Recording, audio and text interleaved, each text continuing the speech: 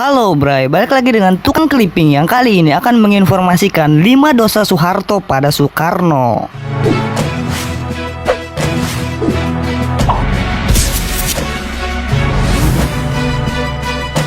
Diawali dengan peralihan kekuasaan dari Presiden Soekarno pada Presiden Soeharto diiringi kematian ratusan ribu orang. Sejumlah kalangan menyebut peralihan kekuasaan itu sebagai kudeta merangkak.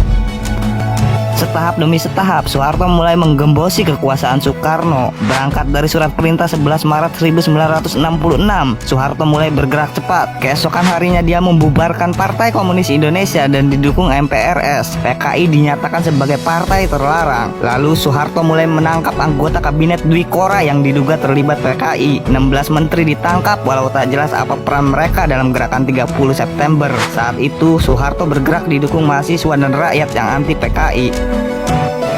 Puncaknya, 7 Maret 1967 MPRS bersidang untuk mencabut mandat Presiden Soekarno, kemudian melantik Soeharto sebagai pejabat presiden. Proses pengambil alihan kekuasaan antara rejim biasa terjadi, tapi yang menyakitkan, Soeharto kemudian memperlakukan Soekarno sebagai pesakitan. Rasanya tak adil seorang proklamator berjasa besar diperlakukan demikian. Berikut dosa-dosa Soeharto pada Soekarno. Sebelum dilanjutkan, jangan lupa tekan subscribe di channel Tukang Clipping.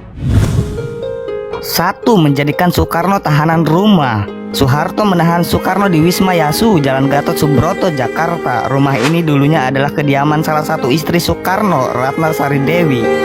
Di tahanan itu, Soeharto melarang Soekarno menemui tamu. Dia diasingkan dari dunia luar. Belakangan pemerintah Orde Baru juga melarang Soekarno membaca koran, mendengarkan radio, dan menonton televisi. Akibat pengasingan ini, Soekarno mulai pikun. Sejumlah saksi menyebutkan Soekarno kerap bicara sendiri. Dia kemudian sakit dan akhirnya meninggal. 2. Tolak lokasi makam Soekarno. Soekarno pernah berpesan ingin dimakamkan di kawasan Batu Tulis Bogor, di tengah hamparan sawah, pegunungan, dan gemericik air sungai.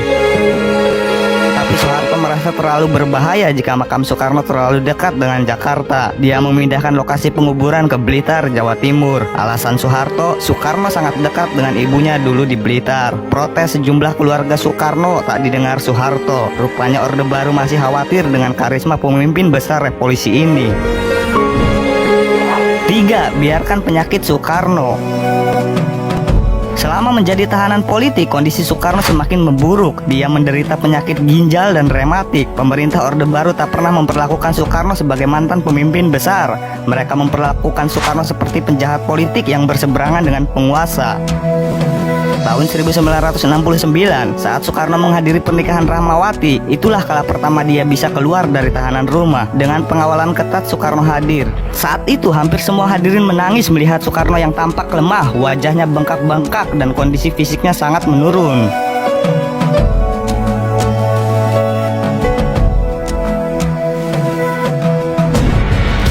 4. Habisi para Soekarnois.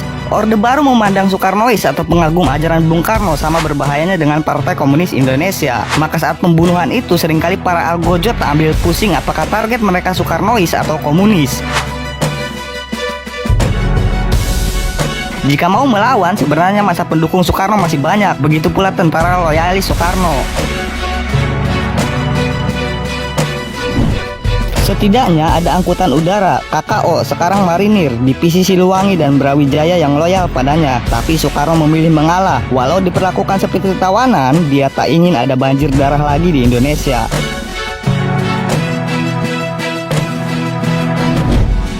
5. Jauhkan Soekarno dari orang-orang dekatnya. Soeharto melarang semua orang menjenguk Soekarno, termasuk keluarga dekatnya. Ada pengawal kesayangan Soekarno yang juga akhirnya dipenjara oleh Soeharto. AKBP Mangil Marto Wijoyo mungkin adalah perwira polisi yang paling disayang Soekarno. Perwira polisi ini adalah komandan detasemen kawal pribadi DKP Bung Karno. Mangil mendampingi Soekarno mulai dari detik proklamasi, hijrah ke Yogyakarta hingga melindungi Soekarno dari ancaman granat dan penembakan. Tahun 1967, Mangil tak membiarkan konvoi Soekarno dihadang tentara RPKAD. Dia adu gertak dengan perwira RPKAD, sementara anak buahnya kokang senjata melindungi Soekarno. Setelah peristiwa itu, Soeharto kemudian membubarkan DKP. Mangil pun terpaksa meninggalkan Soekarno. Demikianlah berai 5 dosa Soeharto pada Soekarno yang dikutip dari merdeka.com. Bagaimana menurut kalian?